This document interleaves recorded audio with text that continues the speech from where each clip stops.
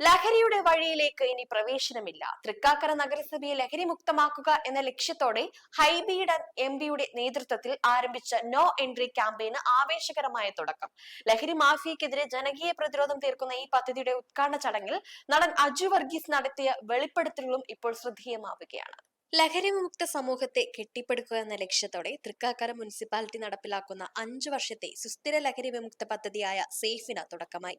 വേണ്ട എന്ന് വെച്ചാൽ വേണ്ട എന്ന ദൃഢനിശ്ചയത്തോടെ ലഹരിയോട് വിട പറയാൻ നഗരസഭ ഒന്നടങ്കം കൈകോർക്കുകയാണ് ഈ പദ്ധതിയിലൂടെ. കാക്കനാട്ടിൽ നടന്ന ചടങ്ങിൽ ഹൈബിയുടെ എംപി പദ്ധതി ഉദ്ഘാടനം ചെയ്തു. ഈ ഒരു ക്യാമ്പയിൻ ഞങ്ങൾ ലീഡ് ചെയ്യാൻ ഉദ്ദേശിച്ചപ്പോൾ നമ്മൾ ശ്രദ്ധിച്ചൊരു കാര്യം, എല്ലാ തദ്ദേശീയ സ്ഥാപനങ്ങളും സർക്കാരുമെല്ലാം മാറി മാറി വരുന്ന ആളുകൾ എല്ലാവരും ലഹരിക്കെതിരെ നിലപാട് സ്വീകരിക്കാറുണ്ട്. തൃക്കാക്കര നഗരസഭ അധ്യക്ഷൻ റാഷിദ് ഉള്ളംപള്ളി ചടങ്ങിൽ അധ്യക്ഷത വഹിച്ചു. ആശയം മുന്നോട്ട് വെച്ചത് എറണാകുളത്തിന്റെ പ്രിയങ്കരനായ എം പി ഹൈബി ഈഡനാണ്. അദ്ദേഹം കൊണ്ടുവന്ന ആശയം ജെയിൻ യൂണിവേഴ്സിറ്റിയും ഫോർത്ത് വേ ഫൗണ്ടേഷൻ വേണ്ട എന്ന സംഘടനയും ഏറ്റെടുക്കുകയും അതുമായി ബന്ധപ്പെട്ട് എറണാകുളം പാർലമെന്റ് അകത്ത് വരുന്ന മുഴുവൻ നിയോജകമണ്ഡലങ്ങളിലും ഇത്തരമൊരു ക്യാമ്പയിനുമായി 2024 മുതൽ ബഹുമാന്യനായ എം പി നടന്നുകൊണ്ടിരിക്കുകയാണ്.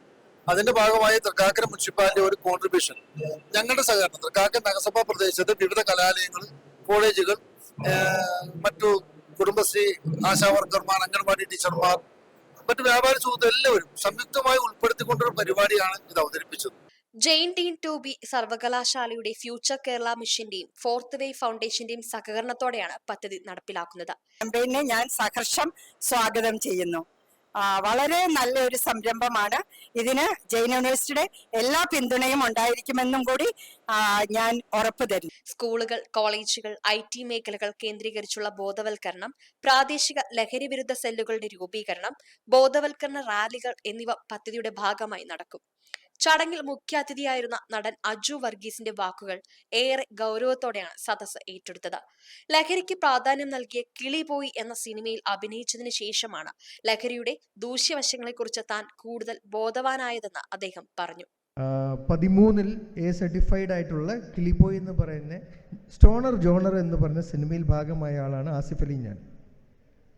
പിന്നെ അതിൻ്റെ സെക്കൻഡ് പാർട്ടിലോട്ട് കടക്കുമ്പോൾ അത് വേണ്ട എന്നൊരു തീരുമാനം ഞങ്ങൾ എടുക്കാൻ കാരണം, സിനിമയെ സിനിമയായിട്ട് കാണുന്ന ഒരു മെൻറ്റാലിറ്റി നല്ല കാര്യങ്ങൾക്ക് മാത്രം നിൽക്കുകയും സിനിമയിലുള്ളത് അതേപോലെ ജീവിതത്തിൽ പകർത്തണം എന്നുള്ള ഒരു ആഗ്രഹം മോശം കാര്യങ്ങൾക്ക് തോന്നിത്തുടങ്ങുന്ന ഒരു കാലം കൂടി വന്നു.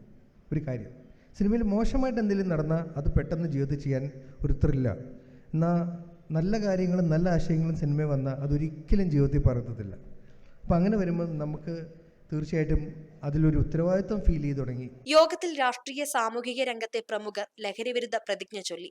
ഒരൊറ്റ മനസ്സോടെ ലഹരിക്കെതിരെ തൃക്കാക്കര തീർത്ത ഈ പ്രതിരോധ മതിലിന് വരും ദിവസങ്ങളിൽ കൂടുതൽ കരുത്ത് പകരും. ഇതിനെ ഒരു കണ്ടിന്യൂസ് പ്രോജക്റ്റ് ആയിട്ട് തന്നെ ഞങ്ങൾ കൊണ്ടുപോകുന്നുള്ള കാര്യത്തിൽ യാതൊരു സംശയവും വേണ്ട.